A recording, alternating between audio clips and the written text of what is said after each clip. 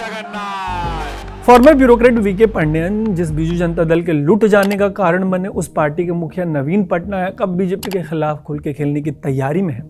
दरअसल बिहार के सीएम नीतीश बाबू की तरह उड़ीसा के सीएम नवीन बाबू वो नाम है जिन्हें लेकर कहा जाता है कि बीजेपी के साथ वो फ्रेंडली रहे हैं।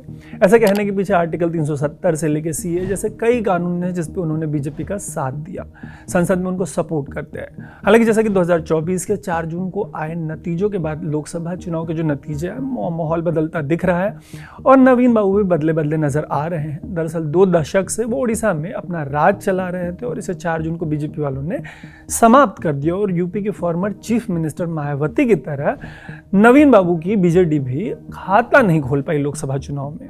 ऐसे में पटनायक ने एक बड़ा बयान देते हुए कहा कि अब वो बीजेपी को संसद में मुद्दों पर आधारित इशू बेस्ड समर्थन देना बंद कर देंगे और उनकी पार्टी संसद में मजबूत विपक्ष की भूमिका निभाएगी। उनके इस बयान के क्या मायने हैं और इससे संसद में बीजेपी की सेहत पर क्या असर पड़ेगा, इन्हीं सब का पता करेंगे इस स्टोरी में। लेकिन सबसे पहले ऐसी ही स्टोरीज के लिए आप स्विच को फेसबुक, यूट्यूब और इंस्टाग्राम पे फॉलो और सब्सक्राइब जरूर कर लीजिएगा।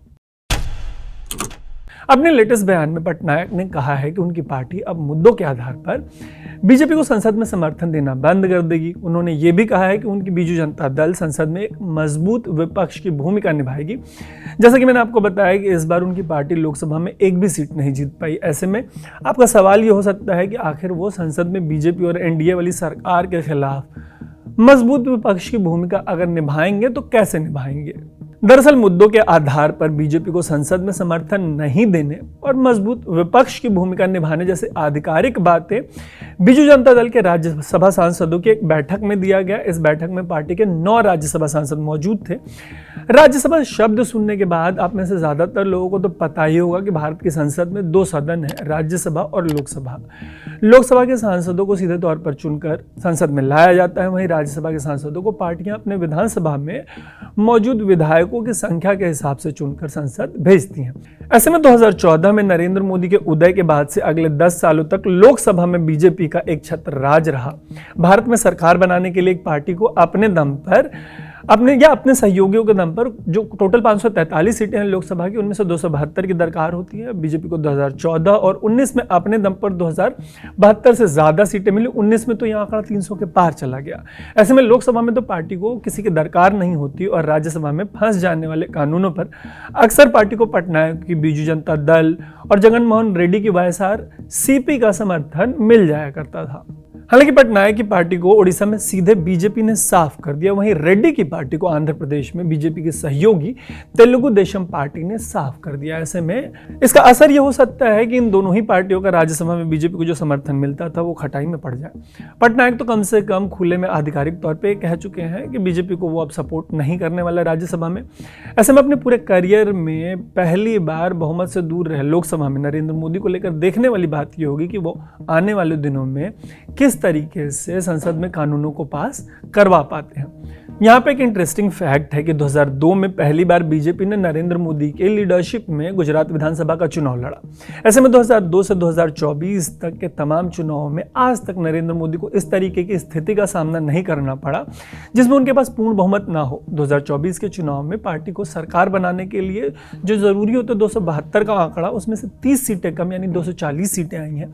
ऐसे में पहले से ही लोकसभा में पहली बार नरेंद्र मोदी के नेतृत्व वाली बीजेपी को चंद्रबाबू नायडू की टीडीपी और नीतीश कुमार की जेडीयू की दरकार है।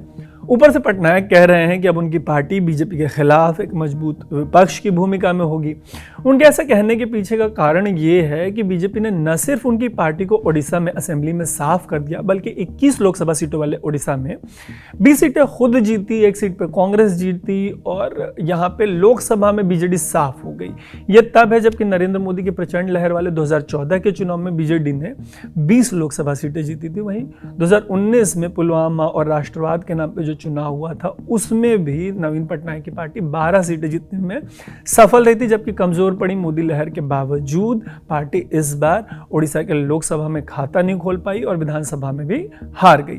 ऐसे में कई ओपिनियन मेकर्स का तो ये कहना है कि पार्टी का ये हाल खुद पटनायक ने किया। उनका ये भी कहना है कि पटनायक नहीं, ओडिशा में बीजेपी को फलने फूलने की पर्याप्त जगह दी, समय दिया, इसी की वजह से आज उनकी पार्टी का ये हाल है और उनके सीएम की कुर्सी जाने की भी यही वजह बताते हैं एक्सपर्ट्स। पटनायक पटनायक ने बीजेपी को सिर्फ ओडिशा में फलने फूलने नहीं दिया, बल्कि नोटबंदी से लेकर सर्जिकल स्ट्राइक, आर्टिकल 370, राष्ट्रपति चुनाव और दिल्ली सरकार के अधिकारों को कम करने से जो तमाम मुद्दे संसद में आए, उनमें भी वो बीजेपी के कंधे से कंधा मिलाकर चलते रहे।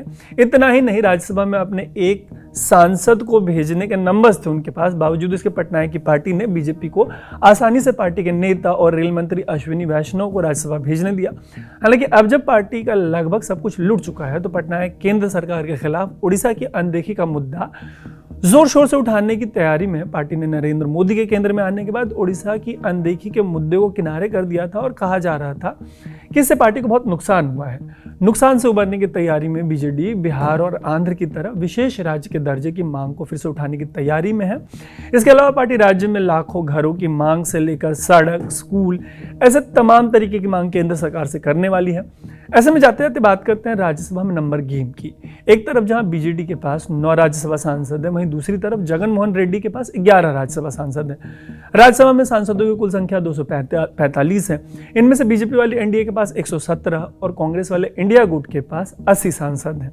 वहीं 33 ऐसे हैं जो बाकी की पार्टियों से ताल्लुक रखते हैं। 15 ऐसे भी हैं जिन्हें अभी चुन के राज्यसभा आना बाकी है, और इन 15 में से कम 6 को बीजेपी अपने बूते चुनकर राज्यसभा लाने में कैपेबल है। ऐसे में राज्यसभा में वैसे तो एनडीए को पटनायक और रेड्डी की दरकार नहीं होगी। हालांकि होता यह था कि इन दोनों के साथ होने की वजह से एनडीए बहुत मजबूत स्थिति में होता था, या इनके समर्थन से एनडीए का कोई बिल या कानून अटकता नहीं था, जो कि अब थोड़ा अधर में लटकने की जिसकी गुंजाइश होगी।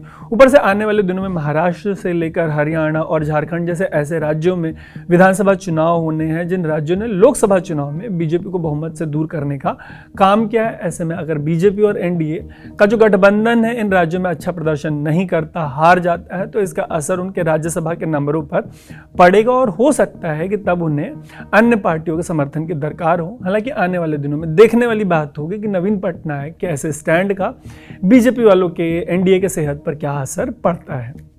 कमेंट बॉक्स में आप जरूर बताइएगा कि नवीन पटनायक ने, उनकी पार्टी ने ये जो स्टैंड लिया उस पर आपकी क्या राय है। बाकी ऐसी ही स्टोरीज के लिए आप स्विच को फेसबुक, यूट्यूब और इंस्टाग्राम पे फॉलो और सब्सक्राइब जरूर कर लीजिएगा। देखते रहिएगा स्विच। मेरा नाम है तरुण।